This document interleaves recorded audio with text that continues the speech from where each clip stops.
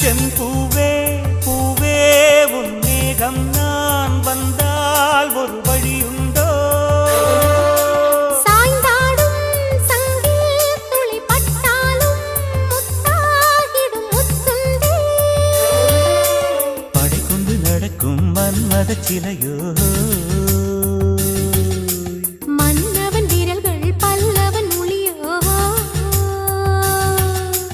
இமைகள் உதடுகள் ஆகுமோ வெட்கத்தின் விடுமுறை ஆயுளின் வரைதான் செம்பூவே பூவே உன் மேகம் நான் வந்தால் ஒரு வழியுண்டு